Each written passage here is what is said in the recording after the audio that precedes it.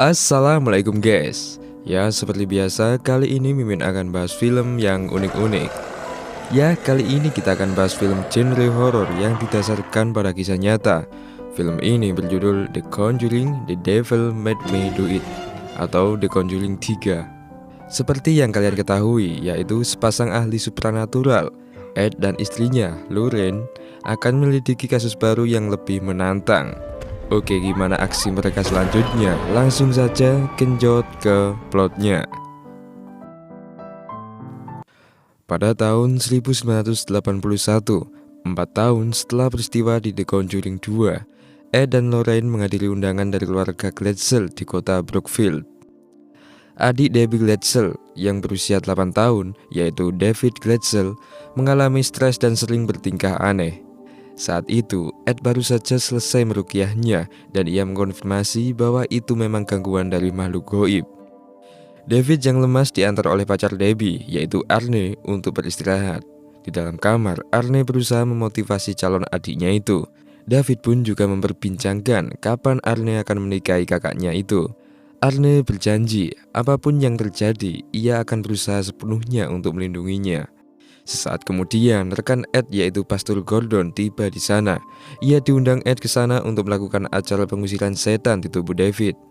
David mendadak terbangun dari tidurnya karena mendengar dobrakan yang sangat keras. Dobrakan itu semakin keras. Ia ketakutan lalu berlindung di dalam bak mandi. Saat ia menutup semua kerenda bak mandinya, David melihat cengkraman tangan di atasnya. Perlahan, keran berputar dengan sendirinya. Darah tersemprot dari atasnya. Sontak ia menjerit ketakutan. Orang-orang di luar mendengarnya lalu menghampirinya. Setelah ayahnya mendobrak pintu, ia melihat David yang ketakutan di pojok kamar. Ayahnya mendekat, tapi David mendadak menusuk paha ayahnya dengan kaca. Suasana pun kacau. Ed membawa David yang kesurupan untuk segera diruqyah. David memberontak dengan mengeluarkan cakaran di tembok itu. Selanjutnya, ia dibawa di atas meja. Semua keluarga pun memeganginya dengan erat. Pastor Gordon mulai meruqyahnya, sementara rekan Ed yang lain merekam momen itu. Lorraine memegang tangan David dan indera penerawangannya mulai bekerja. Lorraine melihat seseorang yang sedang mengendalikan tubuh David dari jarak jauh. Namun saat itu ia tak kuat untuk menerawangnya lagi. Pastor mensiratkan air suci, namun hal itu malah membuat makhluk gaib sangat marah. Semua kaca terlempar kemana-mana sampai mengenai sang pastor. David mengamuk sampai mengundang angin yang sangat kencang.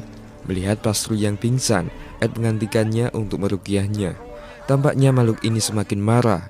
Hal itu membuat Arne kesal, lalu ia meledek Ed bahwa ruqyahnya itu hanya buang-buang waktu. Makhluk yang merasukinya menekuk-nekuk tubuh David. Sontak, hal itu membuat keluarga khawatir dan menyuruh Ed untuk menghentikan ruqyah ini.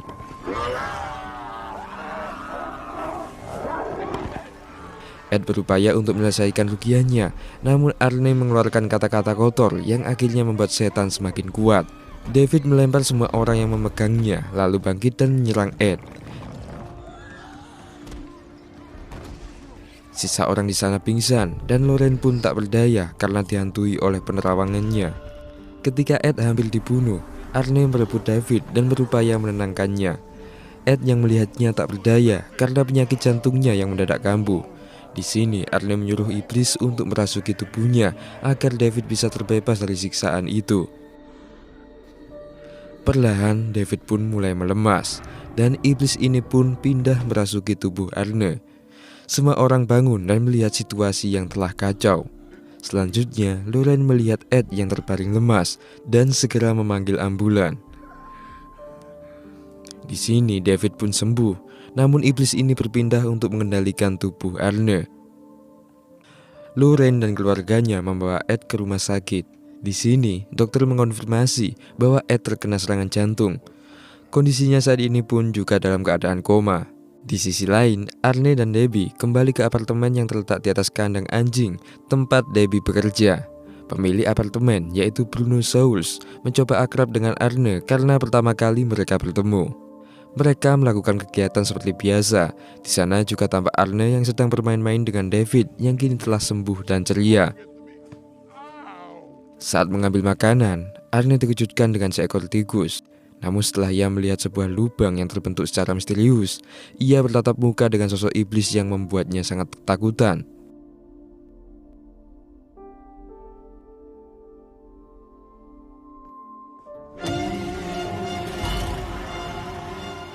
Keesokan harinya, Arne sedang ditugaskan untuk menebang pohon. Ia saat itu kesulitan untuk menyalakan gergaji mesinnya. Tak hanya itu, tampak wanita yang sedang melihatnya dari belakangnya. Gergaji menyala dengan sendirinya dan hampir membuatnya terluka. Karena tak enak badan, Arne kembali ke apartemen.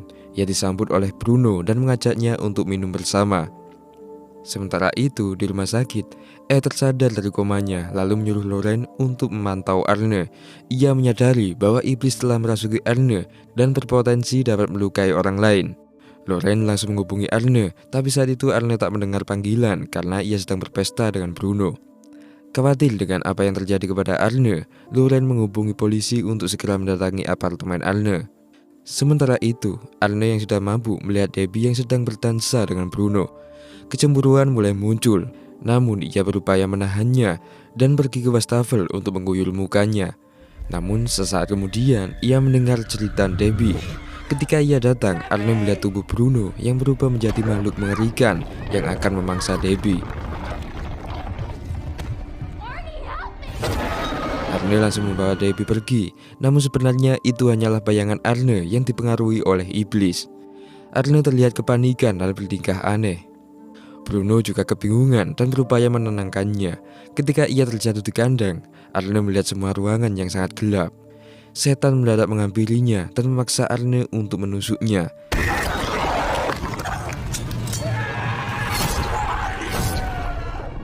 Dengan tak sadar, ternyata Arne telah menusuk Bruno berkali-kali dan kejadian itu disaksikan oleh Debbie. Setelah membunuh Bruno, Arne pergi ke jalan dan bersimpangan dengan polisi yang akan ke apartemennya. Ketika polisi menanyainya, ia baru tersadar bahwa ia sepertinya telah menyakiti seseorang. Polisi menyelidiki TKP dan menemukan tubuh Bruno yang telah ditusuk sebanyak 22 kali. Ini merupakan kasus pembunuhan pertama di kota itu. Esoknya, Arne ditangkap dan divonis hukuman mati. Mengetahui itu, Ed dan Loren menemuinya di penjara. Ed menginterogasi Arne apakah itu dilakukan dengan sengaja atau secara tak sadar. Namun Ed sebenarnya tahu bahwa Arne melakukan itu karena dikendalikan oleh iblis yang merasukinya. Namun olah TKP membuat Ed dan Loren kesulitan membantunya karena saat kejadian Arne dan Bruno dalam keadaan mabuk. Ditambah lagi ada pacar Arne di sana yang membuat bukti semakin kuat bahwa Arne melakukan pembunuhan hanya karena cemburu dan di bawah pengaruh alkohol. Namun, Ed dan Loren berupaya untuk membebaskan Arne dari hukuman matinya. Selanjutnya, Ed dan Loren menemui pengacara Arne untuk meyakinkannya bahwa kasus ini akibat campur tangan makhluk gaib. Namun pengacara sulit untuk percaya dengan hal-hal itu. Mustahil jika ia menjadikan makhluk gaib itu sebagai bukti di sidang nanti. Namun karena Ed dan Loren sudah tersohor dalam hal supranatural, pengacara ini pun percaya dan bersedia untuk membantunya. Ketika sidang dimulai, pengacara Arne bertatap muka dengan hakim dan dengan tegas ia mengatakan bahwa Arne melakukan itu karena kerasukan setan. Hakim hanya melongo mendengarnya karena bukti yang tak masuk akal itu. Namun setelah sidang, pengacara mengatakan bahwa Ed masih mempunyai kesempatan untuk membuktikan siapa yang bertanggung jawab atas pembunuhan itu. Ed dan Loren kembali ke rumah untuk memutar rekaman yang berisi perbincangannya dengan keluarga Glatzel. Di sini diungkapkan awal mula setan menghantui mereka. 5 bulan sebelumnya, keluarga Glatzel pindah rumah ke Brookville, rumah yang mereka tempati saat ini. David yang merupakan putra termuda dari keluarga Glatzel tak sengaja memasuki rumah barunya lebih awal. Ia memasuki sebuah kamar yang terdapat kasur air di dalamnya. Saat bermain-main dengan kasur itu, David mulai merasakan hal aneh. Kasur itu mengeluarkan tangan yang menarik tubuh David. Sontak ia teriak ketakutan memanggil ibunya.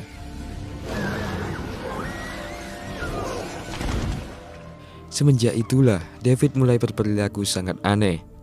Saat ini, Ed dan Loren datang ke tempat awal munculnya setan itu, yaitu kamar David. Ed menanyakan di mana kasurnya, tapi Debbie mengatakan bahwa kasur itu dibuang karena rusak. Ed melihat lantai tepat di bawah kasur itu dan menemukan tanda-tanda yang mencurigakan. Selanjutnya, Loren memutuskan untuk pergi ke lorong bawah lantai untuk menemukan apa penyebab tanda-tanda itu. Ketika di lorong, ia kaget, namun itu hanyalah tikus. Loren menemukan tempat yang dilingkari oleh plastik.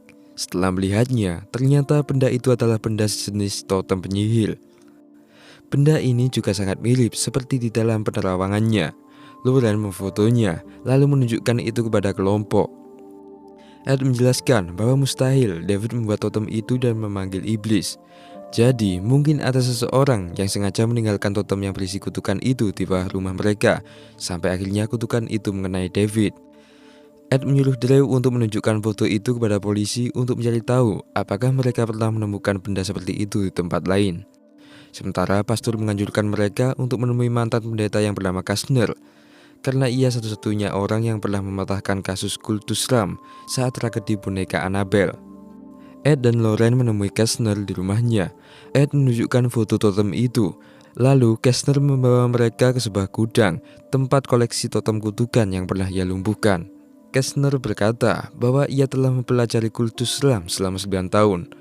Para penganut kultus Ram atau penyihir ini akan melakukan perjanjian dengan iblis untuk memperkuat ilmu mereka, namun dengan syarat harus mengorbankan nyawa orang. Loren mendapat kesimpulan bahwa seorang penyihir telah dengan sengaja meletakkan totem itu di tempat yang ia targetkan. Melalui totem ini, siapa saja yang pertama kali telah mendekati totem itu, maka mereka akan menerima kutukan. Kutukan ini membuat korbannya terus dihantui oleh setan, dan jika ia kesurupan, siapa saja bisa dibunuhnya, bahkan dirinya sendiri. Scene menunjukkan seorang penyihir yang sedang memulai upacara pemanggilan iblis di atas altarnya. Penyihir ini tampak memegang foto Arne dan mulai untuk mengendalikannya melalui iblisnya.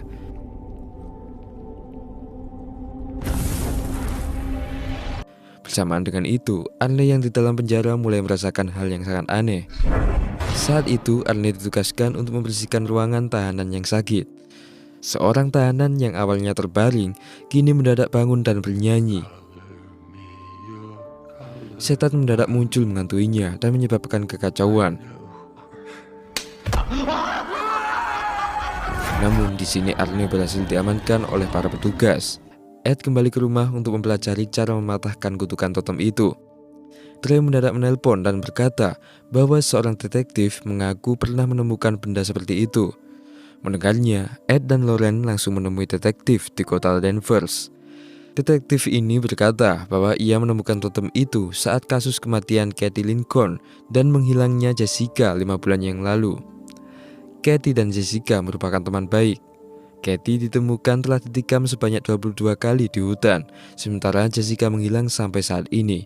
Detektif mengaku bahwa ia menemukan totem itu di rumah Jessica. Ia mengundang Ed dan Loren dengan harapan bisa menemukan Jessica yang hilang secara spiritual. Ed siap membantu, tapi dengan syarat detektif harus memberikan file kronologi kasus itu yang nantinya akan digunakan Ed untuk bukti tambahan dalam pembebasan hukuman mati Arne. Karena Ed merasa bahwa kasus ini sama persis seperti yang dialami oleh Arne. Detektif setuju, lalu membawa mereka ke tempat ditemukannya mayat Katie. Di lokasi, Loren mulai menerawang kronologi kematian Jessica. Ia melihat sebuah tangan yang merambat di balik pohon.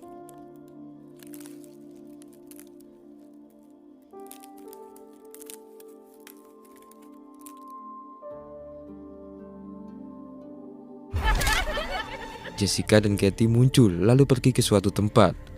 Loren mengikutinya. Loren menggambarkan apa yang dilakukan Jessica. Ternyata Jessica telah menusuk Katie sebanyak 22 kali di bawah pengaruh setan.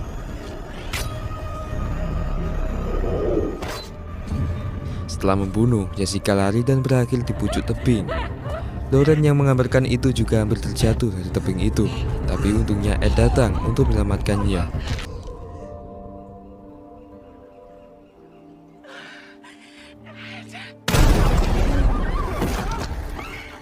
Ed mengklaim bahwa Jessica telah jatuh ke danau. Lalu Ed menyuruh detektif untuk mencari mayatnya.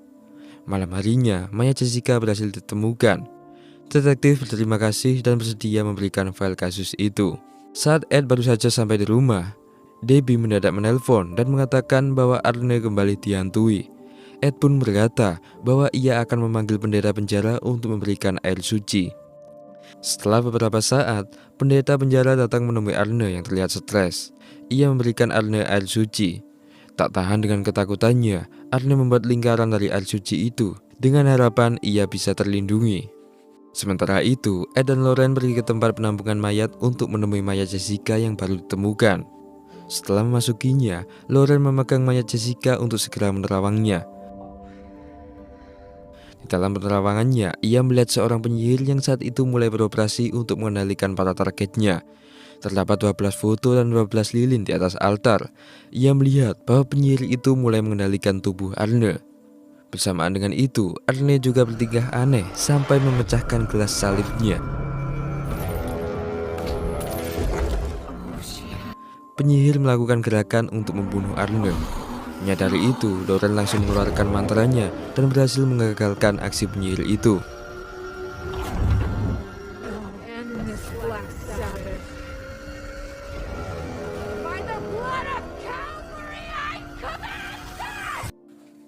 Dengan bersamaan di dalam sel, Arne juga terluka, namun ia masih bisa diselamatkan. Menyadari bahwa ada seseorang yang mengetahui aksinya dan berupaya menggagalkannya, penyihir melakukan penerawangan juga dan melihat Lauren di hadapannya. Di sini mereka terkoneksi secara langsung di dalam penerawangannya. Lauren mulai ketakutan karena penyihir telah mengetahui dirinya. Di dunia nyata, lampu mendadak mati.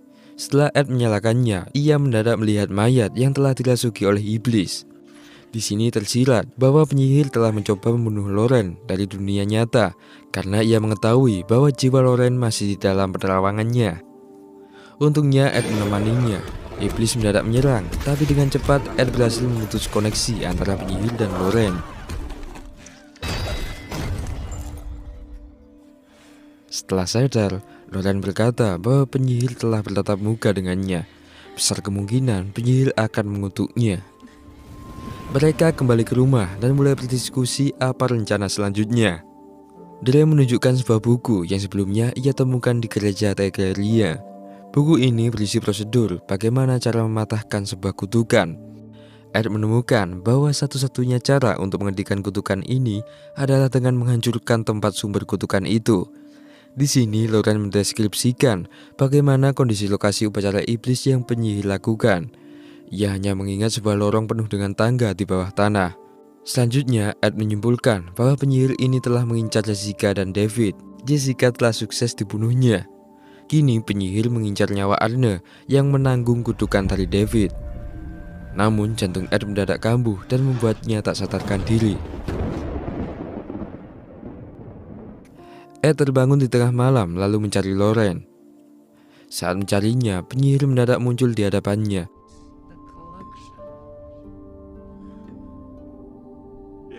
Ia berkata bahwa Ed akan menerima kutukan karena telah berusaha menggagalkan tujuannya. Mayat mengerikan mendadak muncul lalu memburu Ed. Ed menggunakan salib untuk melumpuhkannya. Ketika ia akan menusuknya, Drew memegangnya. Ternyata itu adalah Lauren. Lauren menjelaskan bahwa Ed telah terkena kutukan. Menyadari bahwa totem ini pasti ada di sekitarnya, ia segera mencarinya. Lauren mendadak melihat mawar yang telah menjadi abu. Entah kapan datangnya mawar itu. Ketika Ed melihat isinya, ia terkejut dan menjatuhkannya.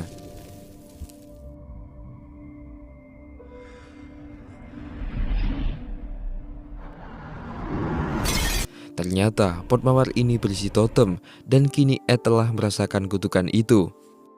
Esoknya mereka berkumpul dan mulai berdiskusi. Lauren berkata bahwa kekuatan setan terkuat berada saat menjelang malam.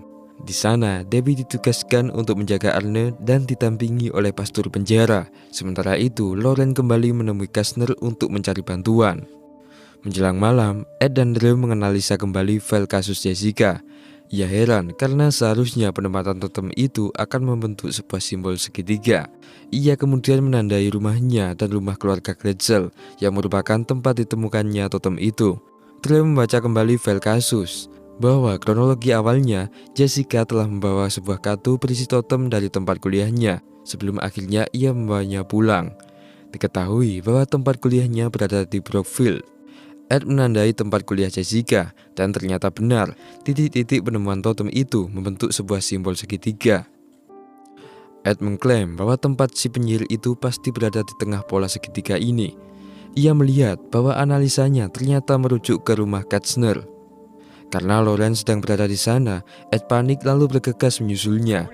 Di sini terlihat bahwa Ed juga telah lupa membawa obat jantungnya. Loren menemui Katzner dan mengatakan bahwa Ed telah terkena kutukan. Setelah mendengarnya, Katzner membawa Loren ke gudang yang dipenuhi buku okultis setan. Di sini, Katzner menceritakan kehidupan putri angkatnya yang telah ia besarkan secara rahasia. Ia bernama Isla. Namun selama bersama putrinya, Katzner melanjutkan studinya untuk mempelajari ilmu setan lebih dalam. Hal yang dilakukan Katzner ini menarik perhatian Isla. Katzner tak bisa membantahnya.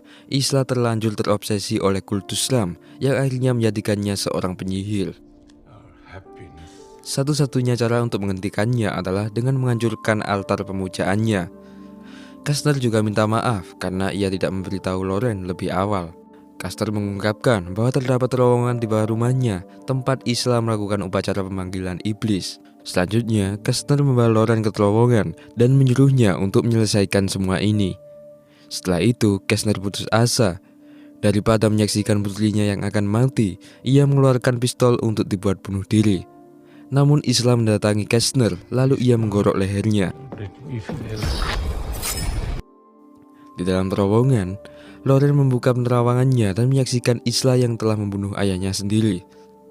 Loren melanjutkan mencari altar dan menemukannya. Ia berupaya menghancurkannya, tapi Isla semakin mendekat untuk membunuhnya. Di sisi lain, Ed tiba tepat waktu lalu mendengar cerita Loren. Ed menemukan lubang ventilasi air yang terhubung dengan terowongan. Menyadari bahwa Loren ada di dalam sana, Ed membobolnya dengan menggunakan palu. Di dalam sana, Loren dikejar oleh Isla dan dihantui oleh bayangannya sendiri.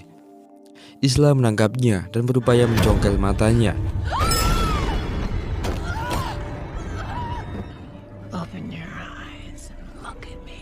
Loren bertahan dan menerawang isi pikiran Isla. Ketika ada celah, Loren melukai Isla dan melepaskannya.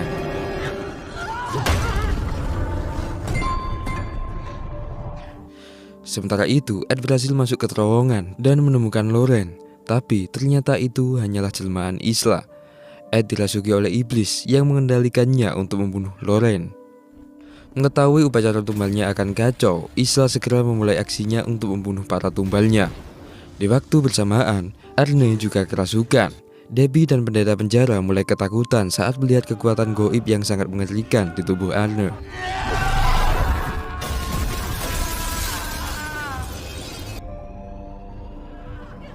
Arne mulai melepas borgolnya, lalu ia mengambil pecahan kaca.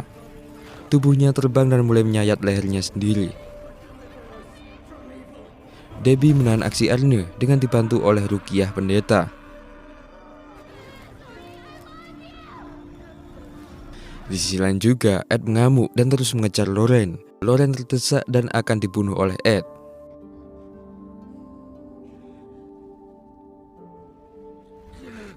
Loren mencoba menenangkannya dan Ed pun teringat dengan peristiwa awal mereka bertemu. Cinta yang kuat di antara mereka menyadarkan Ed. Ed sadar bahwa ia terpengaruh oleh iblis, lalu ia segera menghancurkan altar pemujaan Isla.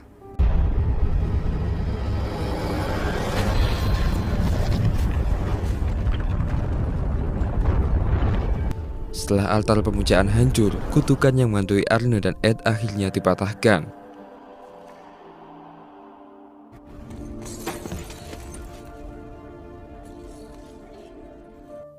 Isla datang dengan marah dan akan membunuh Ed. Namun Isla telah gagal menyelesaikan tumbalnya, sehingga iblis yang dipanggilnya dengan marah langsung membunuh Isla sebagai ganti tumbalnya.